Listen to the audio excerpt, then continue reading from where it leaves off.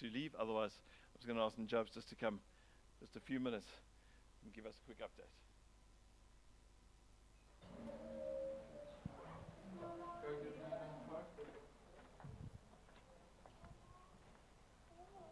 Ik ga even zo lang jullie terug. Ja. Dank je. Vast. Okay.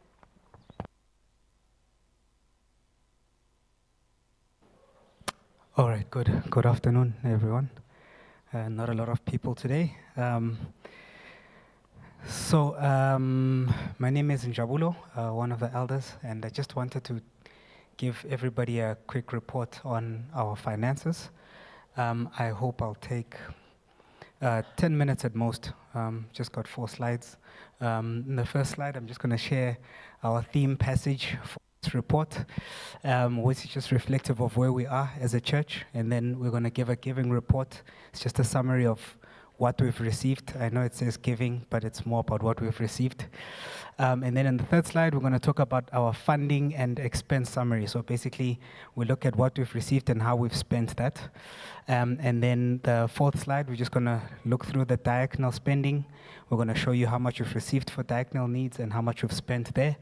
And then I'm just going to give you some concluding notes. Okay, so I think just the theme verse comes from Joshua chapter 1, verse 1 to 6.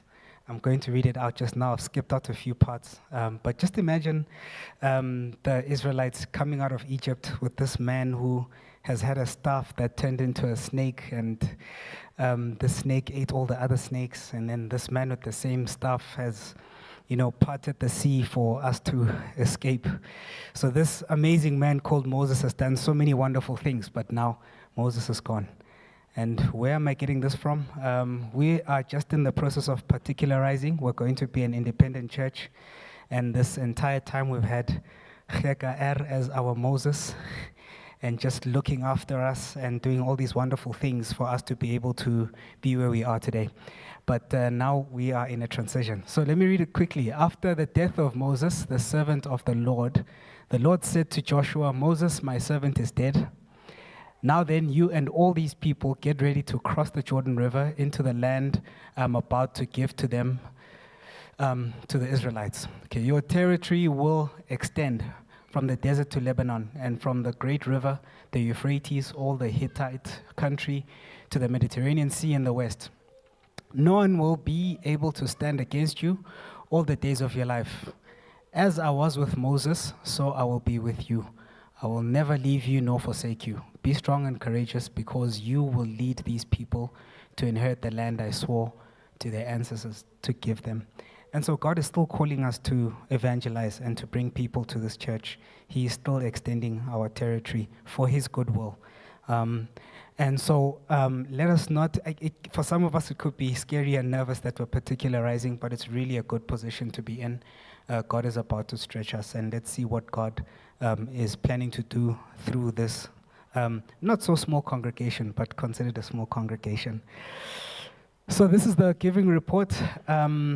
I know people like to read left to right, and so I just want to start at the total.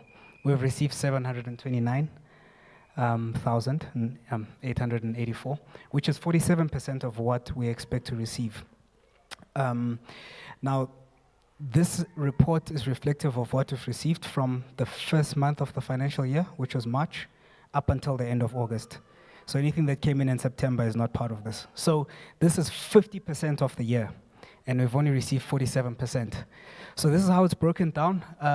For tithes this year, from the commitments we have from members, we are expecting 648,240 by the end of the year, after the 12 months. So we've received about 51%, which is a good sign. It means those who have been able to commit, they're still blessed and able to continue fulfilling their commitment. There is a once-off of 41,000 that we received from one of the members internally.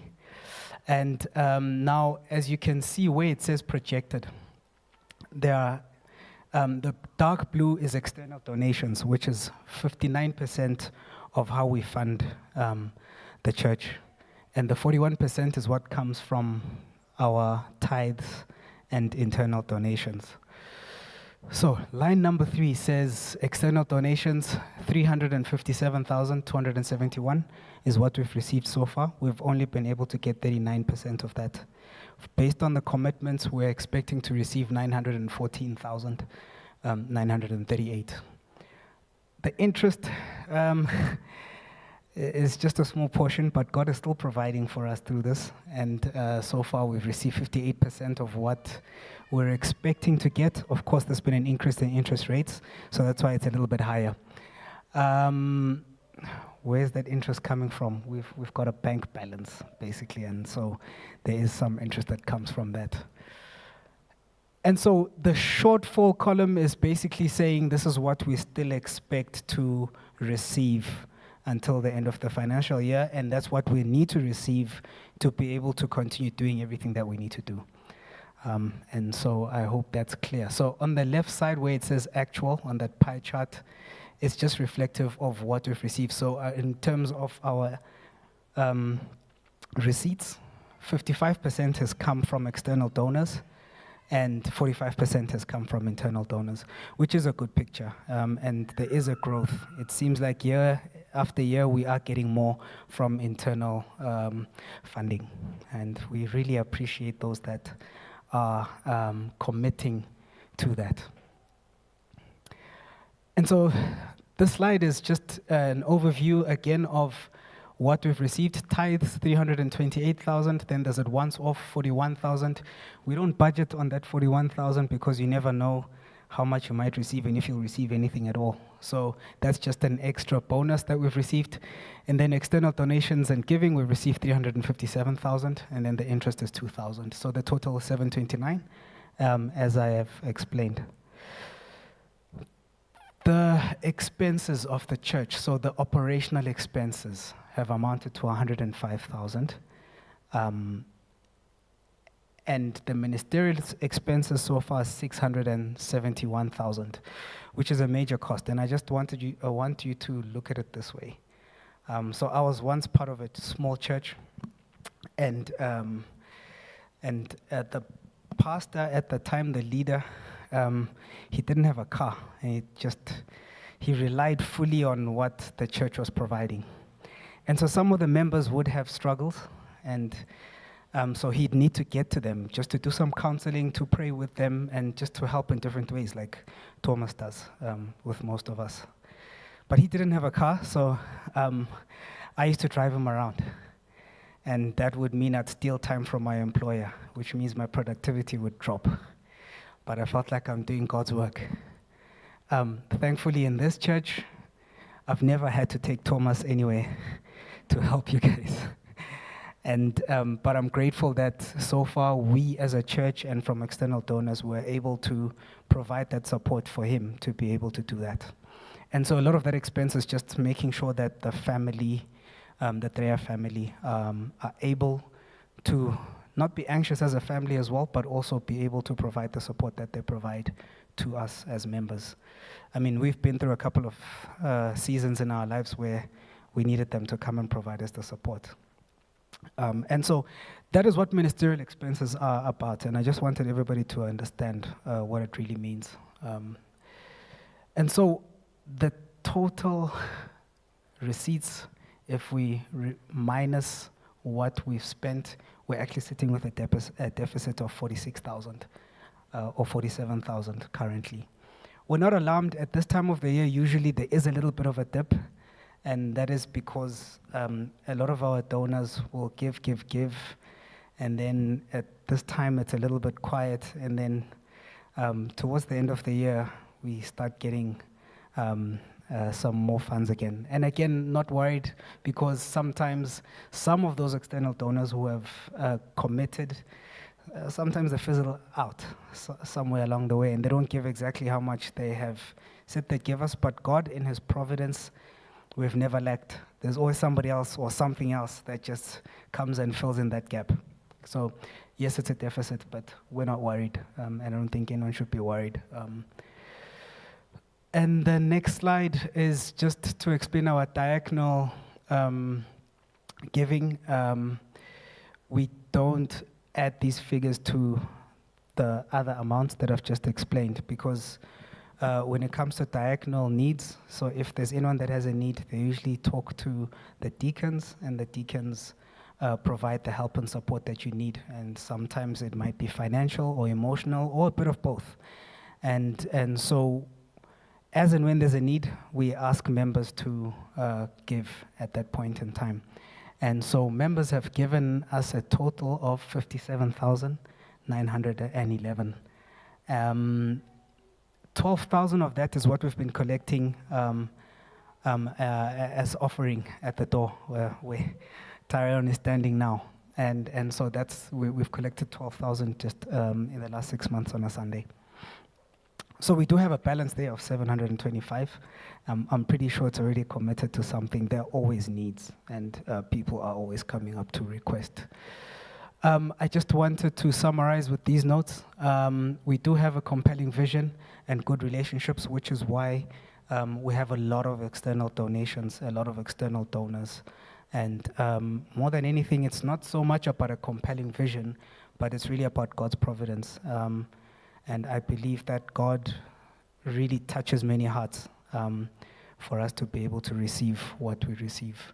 The second thing is that we as members, I really just want to urge you to continue committing, and if you can review, think about if you need to increase or if you can increase. God is always nudging us, so don't feel the pressure or compelled based on what I'm saying, but listen to what God is saying to you when you pray about it.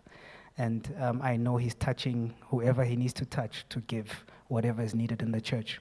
But what we need to focus on, bring more people in the church. Let us evangelize. There are many people who come from broken backgrounds, they've given up on church, or they don't know Christ at all. And it's up to us to bring those people in. And in that way as well, they might commit. Maybe they're in a position to commit financially, and they are able to give. And just a quick guide as well, our guidance is that if you are able to give at least 5% of your net income after taxes, that's a good guide. I know that the Bible and other churches will say give you 10% gross, but we just say that this is what the guidance is we offer. But we do have details on our approach on finances and the expectation and what the Bible teaches us. And Erna can send you that information if you need it. You can just request it in the group. It also gives you our banking details and all of that. I've already explained point number 3 about our diaconal support. I gave you an overview. The deacons at the end of the year, the Muhwes, and I can't remember who else is a deacon, but I just know that Godfrey is there. And he's going to give you a full detailed report at the end of the year on how we've actually used that and what our policy is on giving from a diaconal perspective.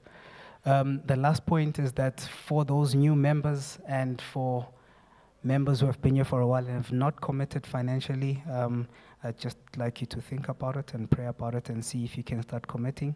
And you can reach out to Erna, and she will give you the details of how we can commit.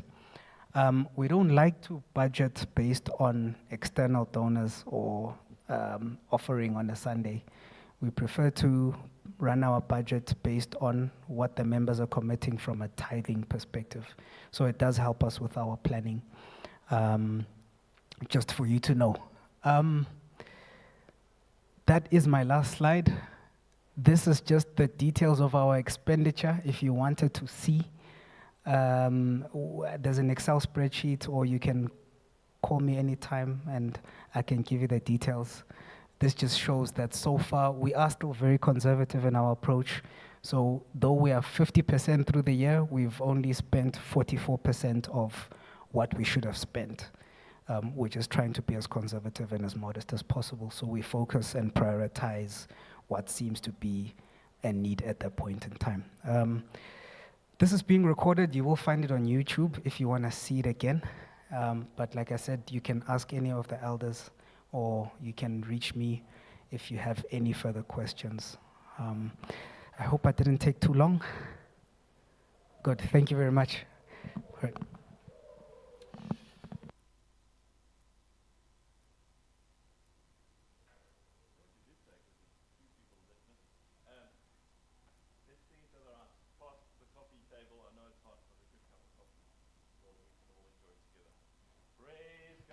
from whom all blessings flow. Praise